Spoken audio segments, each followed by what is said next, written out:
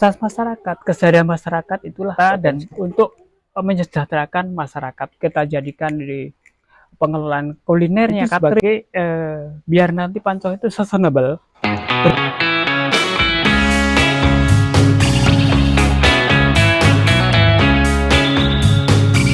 Oke, Pak. Baik. Jadi kami dari mahasiswa UNJ dari program studi pariwisata Visipol UNJ.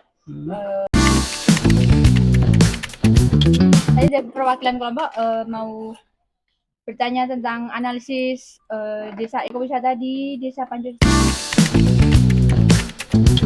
ini. Jadi di Desa Pancoh ini strategi perencanaannya itu seperti apa? Terus rencana pengembangannya itu kayak apa gitu? Oke. Jadi Desa Wisata Pancoh itu terbentuk pasca erupsi Merapi 2010.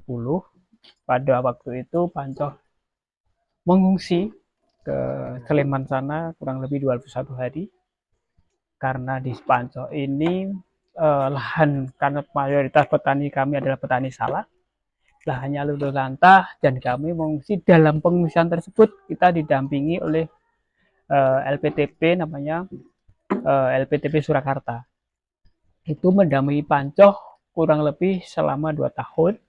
Dalam pendampingan tersebut mereka melihat bahwa Pancoh punya potensi yang seperti apa. Kami sebagai masyarakat petani tidak tahu potensi apa yang harus dikembangkan. Nah, ternyata LPTP melihat bahwa Pancoh potensi jadikan desa wisata.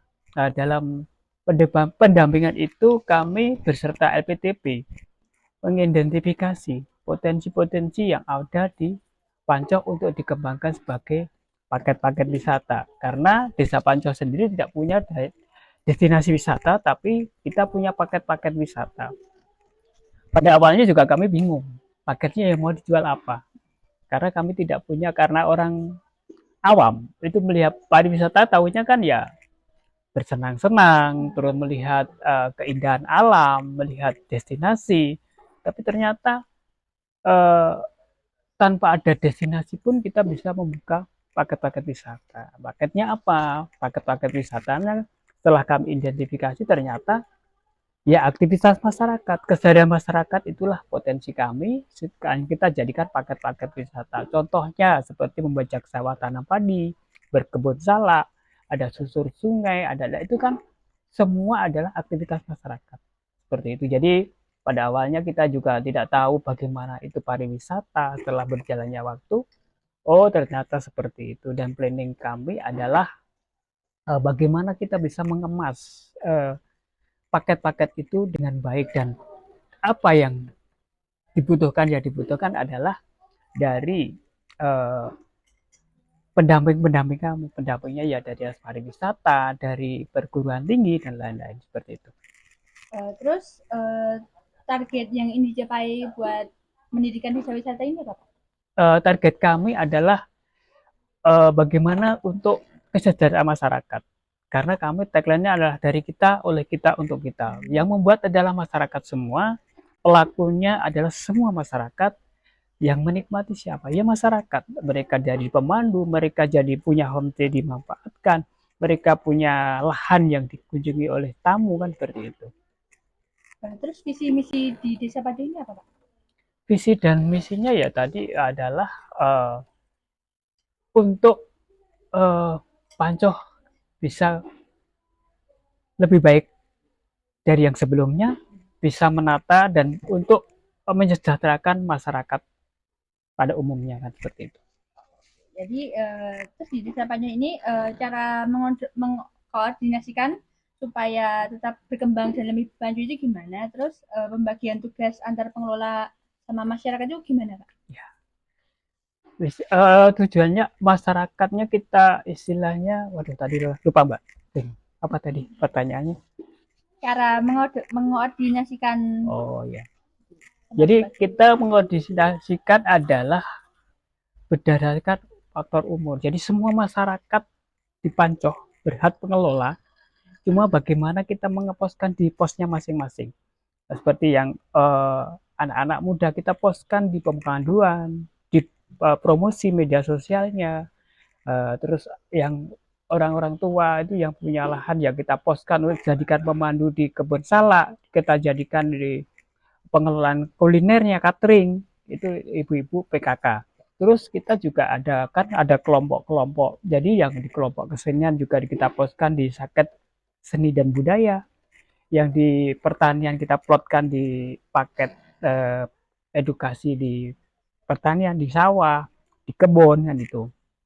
Terus di kelompok kandang komunal itu juga ada namanya kelompok peternakan, itu kita plotkan di biogas, kita plotkan di edukasi kambing etawa seperti. Jadi kita selalu berkolaborasi dari segi eh, kelompok-kelompok yang ada di Pansor. Tuh.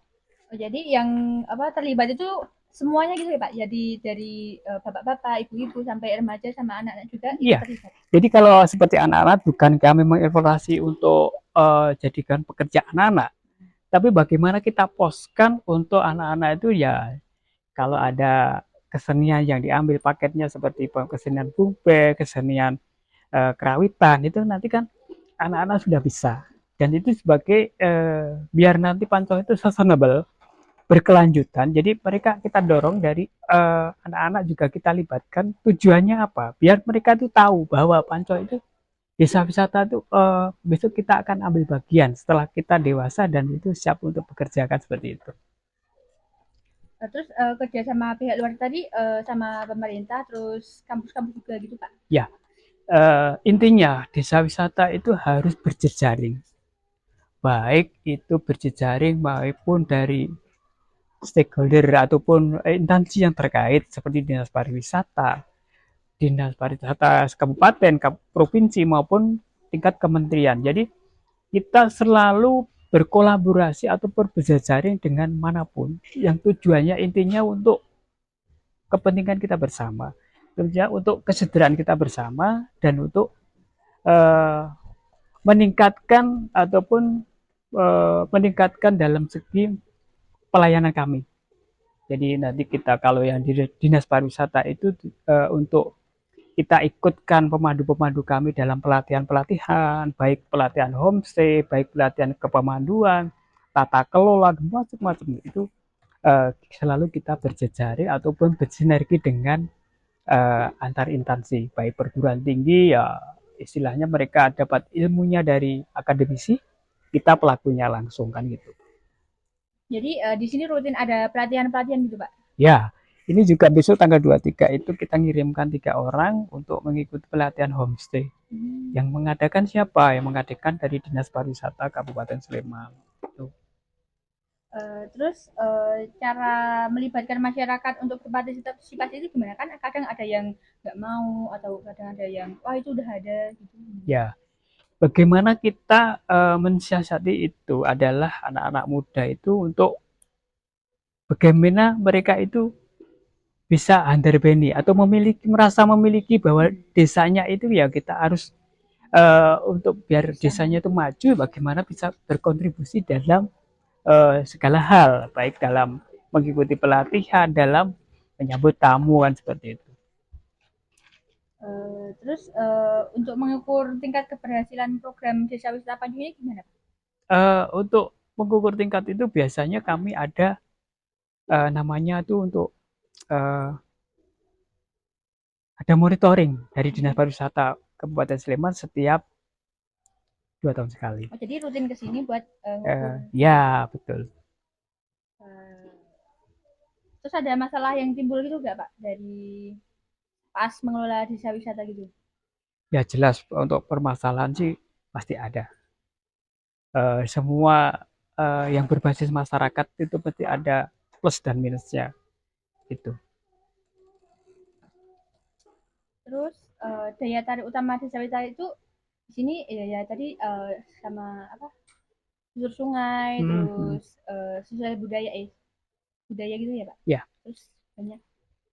jadi kami itu ada di maksudnya daya tarik kami sebenarnya ya alam dan budaya.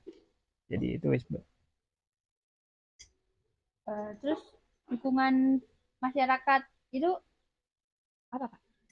Untuk dukungan. Dukungan masyarakat adalah mereka berpartisipasi langsung di dalam kegiatan pariwisata ini. Mereka ya, eh, jadi kita melihat dari skill mereka, kemampuan mereka, dan kebiasaan mereka. Mereka itu kebiasaannya membajak dan sawah tanam padi. Ya kita libatkan dalam kepemanduan membajak sawah dan tanam padi. Mereka skillnya di biogas dan mereka biogas. Lah itu kita poskan untuk jadi pemandu biogas. Terus mereka yang punya skill peternakan kambing etawa, ya kita poskan di mereka untuk memandu kalau ada tamu yang mengendaki paket kambing etawa. Gitu. Terus cara desa Pancoh ini beradaptasi sama tren yang berubah ini gimana, Pak? Dengan Tren, beradaptasi. ya, beradaptasi sama tren yang berubah ini. Oh ya, maksudnya tren yang bagaimana? Tren kadang kan kayak minat wisatawan itu ya, kan tiap tahun bisa berubah-ubah itu Pak. Misal dari awalnya pengen wisata budaya terus Hmm. nantinya itu berubah ke wisata alam ya atau gitu. Oh gimana. ya, kita itu jadi kita harus bisa melangkah peluang. Jadi kita menangkap peluang dan bagaimana kita bisa berbenah untuk bagaimana dengan sekarang trennya lagi ini. Dan kita pun nggak terlalu istilahnya itu terlalu apa ya mengikuti tren. Karena kalau nanti kita terlalu mengikuti tren terus, akhirnya kan konsep kami akan berubah. Karena kami konsepnya adalah ekowisata, daerah adalah daerah konservasi. Jadi memang kita nggak bisa istilahnya merubah bahkan kami pun ada pembatasan pembangunan yang berlebihan untuk istilahnya pengembangan kawasan ini. Pembangunan ya semestinya aja. Karena apa? Konsep ekowisata kan tidak harus ada bangunan yang berlebihan. Beda dengan wisata desa. Karena desa wisata dengan wisata desa itu beda sekali. Kalau wisata desa, kalian pun bisa membuat wisata desa. Jadi seakan-akan desa wisata, tapi sebenarnya itu ada wisata desa. Ada investor di situ. Pengelolanya siapa? Pengelolanya ya orang pribadi bisa. Tapi kalau desa wisata tidak bisa karena ya pengelolanya adalah masyarakat. Tuh, jadi CBD berbasis masyarakat. Jadi itu sekian dari pertanyaan kami udah mencakup semuanya, Pak. Terima kasih sudah menjawab pertanyaan terkait analisis di Desa Pancoh ini. Kami mohon maaf apabila ada salah kata atau salah perbuatan gitu. Ya, tidak ada yang salah. Terima kasih, Pak. Ya, sama-sama. Bagaimana kita membangun desa? Kita mengemas dari hal yang sepele bisa jadi luar biasa itu di pariwisata. Jadi itu uangnya bukan main-main. Kami awalnya nggak mimpi kalau Pancoh itu bisa menghasilkan miliaran setiap tahun. Karena kita melakukan setiap hari yang biasanya nyangkul ya nyangkul, tapi kita paketkan jadi pariwisata. Orang biasanya biar sakti. Ya mereka setelah dikemas ya, jadi di pariwisata itu luar biasa banyak peluang. Bagaimana kita mencari dan menangkap peluang itu, mengemas dan menangkap dan segera kemas. Di pariwisata tidak harus sama, tapi ATM, itu modifikasi.